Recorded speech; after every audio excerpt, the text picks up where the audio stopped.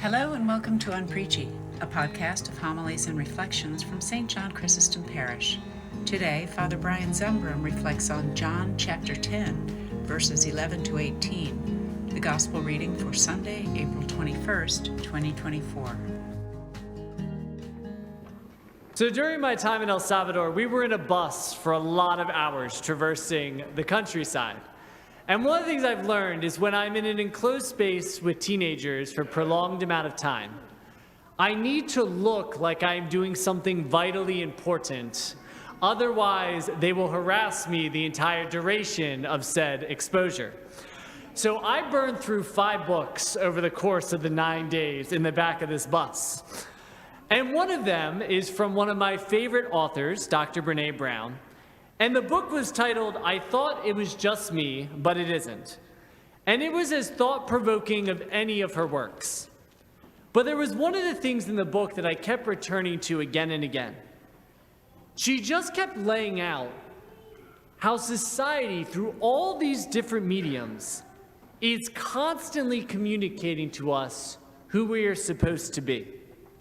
From fashion magazines to TV shows, commercials to movies, Facebook ads to someone's Instagram posts, we are bombarded daily with voices telling us how we're supposed to look, how we're supposed to dress, how much we're allowed to weigh, how much muscle tone we're expected to have, what emotions we're allowed to show, how clean our house is supposed to be, how we're supposed to age, how much money we're supposed to make, what we're supposed to spend it on, what our kids are supposed to achieve, what futures are acceptable.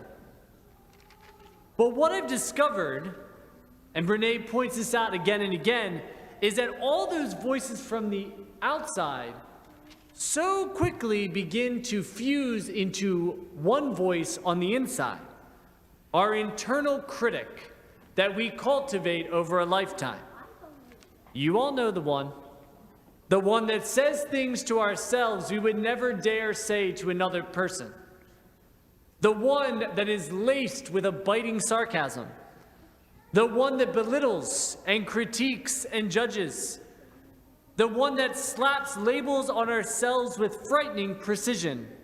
Failure, a joke, loser, fat, ugly, a mess. And it's that same internal voice that we also begin to direct outside of ourselves against our neighbor, lashing out at them for often the same things we fear or dislike about ourselves. I thought a lot about these voices, all these voices we choose to listen to, the voices we allow to become our own, as I reflected on the gospel for today. Because when Jesus proclaims that sheep from every flock will hear his voice and follow him, I can't help but ask, how?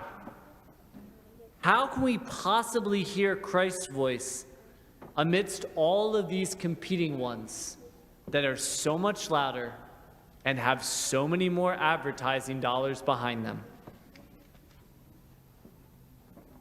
As I sat with this question, I realized I think the only way we separate out the voices is by realizing that what Christ's voice says to us is so radically different than what we hear everywhere else. It's that one voice that's going to call us into union with one another.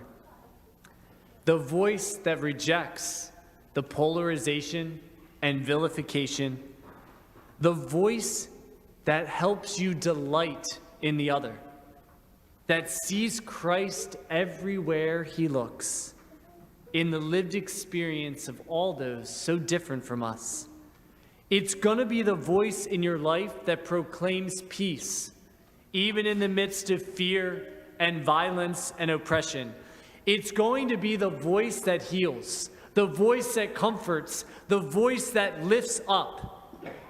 But above all, Christ's voice will be the one that returns us to ourselves, reminding us of the sole truth of who we are, that we are beloved children of God, that we are sisters and brothers of Christ, that we are the cornerstone of God's creation.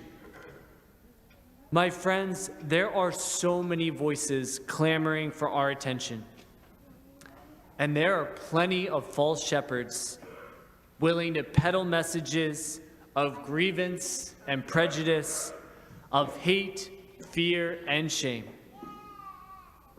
But as Christians, we have one shepherd of the one flock, and it is his voice and his voice alone that rings out once again in these hallowed halls. Can you hear it? Can you hear the voice of Christ that calls to you? Do you dare to follow where it leads? May God be praised.